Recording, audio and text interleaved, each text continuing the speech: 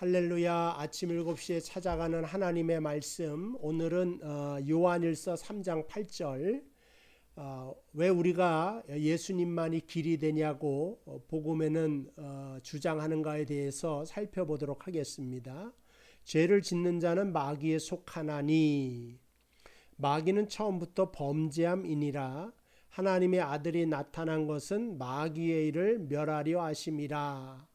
여기 죄를 짓는 것은 마귀에게 속하여 그것은 저주받고 죽을 운명이다 말해주고, 그러나 하나님의 아들이 나타난 건 죄로 인하여 죽게 만든 마귀의 일을 멸하기 위하여 왔다라고 하니까 우리를 구원하기 위하여서 왔다는 그 말씀을 하고 있습니다. 대부분의 사람들이 우리가 일상적인 삶과 그 다음에 구원의 삶이 무엇인가를 구분하지 못합니다. 첫 번째, 모든 종교가 다 같다라고 생각을 하는데, 산을 등산할 때 남쪽으로 가든지 북쪽으로 가든지 올라만 가면 되지 않는가, 정상만 도착하면 되지 않는가라는 생각을 하지만 절대 그렇지 않다. 진리라고 하는 것은 이것도 되고 저것도 되는 것이 아니라 거짓은 거짓이고 참이면 참이라고 말하는 것이 진짜 진리가 됩니다. 그래서 우리가 일반적인 삶이라고 하는 것은 선한 행동을 많이 하면은 그게 좋은 거고 구원에 이른다고 생각을 하는데, 그러나 구원받는 삶은 다른 것이다. 덕을 많이 세우고 착한 삶을 살면은 그것이 구원이라고 이야기하는데, 복음에서 말하는 구원의 삶은 전혀 다른 것이 됩니다. 그래서 기독교라고 하는 것은 착해져라, 선해져라, 덕을 많이 쌓아라, 이건 이제 종교적인 개념이 아니라 생명적인 개념으로 우리가 접근을 해야 된다 하는 것입니다.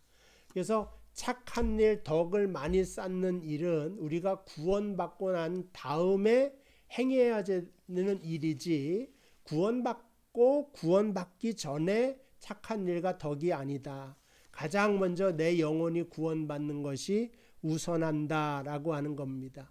그래서 종교라고 하는 것은 사람이 찾아가요. 돌을 닦아서 이렇게 저 극락에 아니면은 최고의 경지에, 그 다음에 돌을 깨우치기 위하여 고행을 하기도 하지만, 그러나 복음이라고 하는 것은 우리가 찾아가고 인간이 찾아가는 것이 아니라 하나님이 찾아오시는 것이 복음이고 기독교다 하는 겁니다.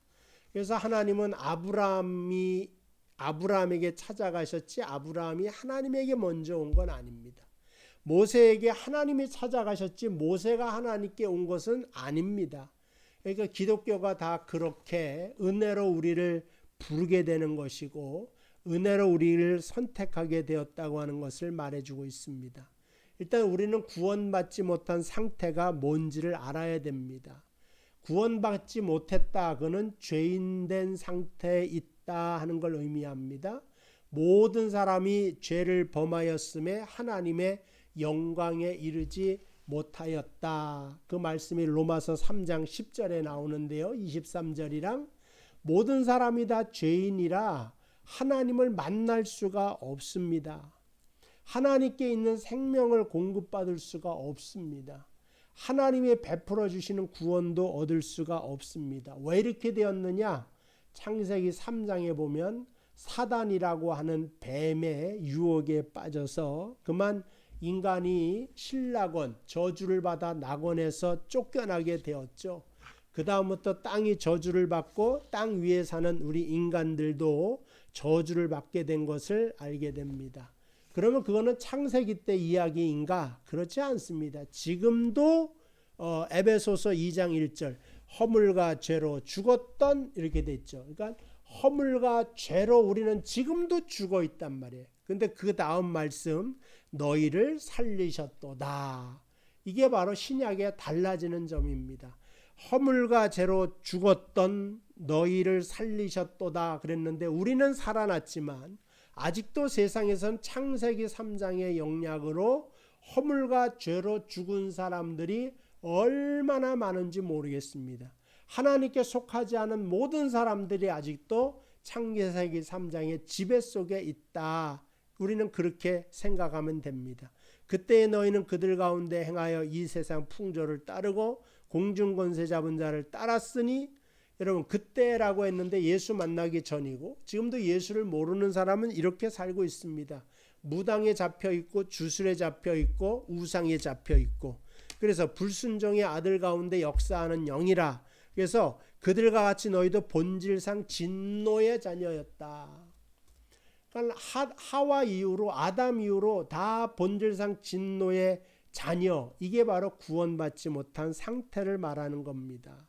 그래서 그건 바로 저주받은 상태를 말하고, 구원을 얻지 못하기 때문에 부적을 의존하고, 그 다음에 돌멩이를 의지해서 돌로 부처를 만들어 놓고, 그래서 이것뿐만이 아니라 현실 상황 속에서도 땅이 저주를 받아 그 땅 위에 사는 모든 삶도 저주 속에 살아가고 있습니다.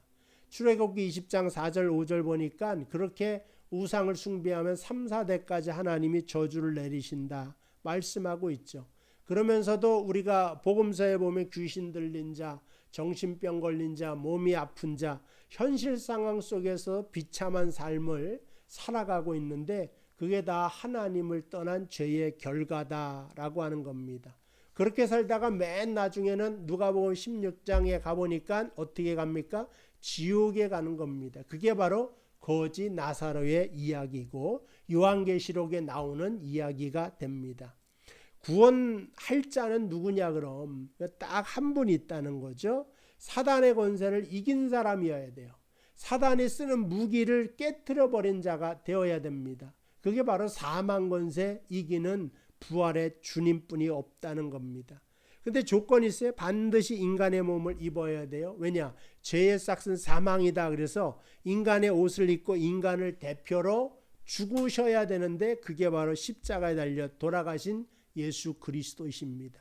석가모니가 돌아가시지 않고요, 마호메트가 돌아가시지 않고, 공자님이 우리의 죄를 위하여 죽지 않으셨습니다. 그래서 구원자 메시아가 될 수가 없다. 근데 또 보면 히브리서 4장 15절, 베드로서 전서 3장 18절에 보니까 죄가 없어야 돼요. 예수 그리스도만이 죄가 없어요. 그러니까는 그거는 동정녀 탄생이기 때문에 그래요. 그러니까는 여자의 후손이라 이거죠.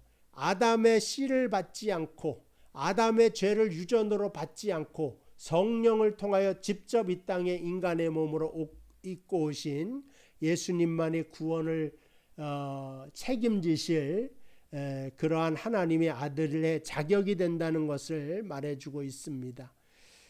그 다음에 이제 반드시 부활을 해야 되죠. 그리고 그분이 바로 예수 그리스도이신 것을 보게 됩니다. 그럼 구원이란 어떠한 것이냐? 그건 바로 멸망받는 죄에서 노임받는 것이고 해방받는 겁니다. 죄라고 하는 것은 내가 태어나서 어린아이 때 그러면 죽으면은 무조건 구원받느냐? 그건 자범죄가 없는 거지. 원죄는 누구나에게 있는 것입니다. 그래서 우리가 영아 세례를 준다. 이건 뭐예요? 영아는 자기 결단이 없어요. 그래도 왜 그가 세례를 받느냐? 원죄가 있지 않습니까? 이 원죄의 그 영향력 아래 있는 이 영혼을 하나님의 영혼의 것으로 돌리는 것이 바로 영아 세례가 됩니다. 그래서 세례는 영아 때 받든지 유아 때 받든지 학생 때 받든지 장년 때 받든지 그때 믿는 즉시 받는 것이 가장 좋다, 이렇게 말씀드릴 수가 있습니다. 그 다음에 조상의 죄도 있습니다. 우상 숭배의 결과로 자손들에게 재앙이 미치게 될 거다. 출애굽기 20장 4절에 있는 말씀입니다. 그리고 이제 현재 사단의 권세와 운명에서도 벗어나지 못하는 것, 여기서 해방되는 것이 구원이다. 그래서 에베소서 2장 그 3절에 보면 본질상 진노의 자녀인데 7절에 보니까 이는 그리스도 예수 안에서 우리에게 자비하심으로 그 은혜의 지극히 풍성함을 오는 여러 세대에 나타내려 함이라. 그 은혜의 풍성함이 뭡니까? 하나님의 아들을 통하여 우리에게 주신 구원이 된다고 하는 것을 보게 됩니다. 그래서 현실 가운데서도 이 은혜의 풍성함이 나타나게 된다. 그것이 바로 오늘 우리에게 주신 하나님의 복음입니다. 8절 너희는 그 은혜에 의하여 믿음으로 말미암아 구원을 받았으니 이것은 너희에게 난 것이 아니요 하나님의 선물이다. 이렇게 나왔죠. 죽은 사람은 스스로 살아날 수가 없죠.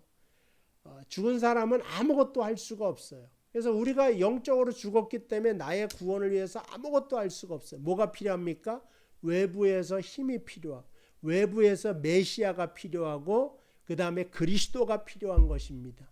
그 그리스도의 이름 메시아의 이름으로 예수라고 하는 이름을 주셨고 그 이름을 제가 가지고 있고 여러분들이 가지고 있습니다. 그 이름의 능력으로 오늘도 세상 가운데 승리하면서 살아갈 수 있는 저와 여러분 되시기를 주님의 이름으로 축복을 드립니다. 기도하겠습니다. 하나님 아버지 감사합니다. 사순절 기간의 십자가의 의미를 다시 한번 생각해 봅니다.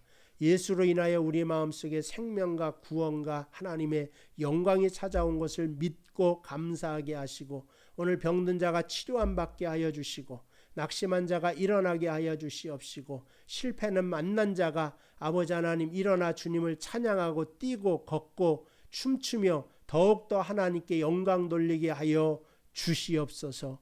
예수님의 이름으로 기도하옵나이다. 아멘. 감사합니다. 내일 이 시간에 또 뵙고 인사드리도록 하겠습니다.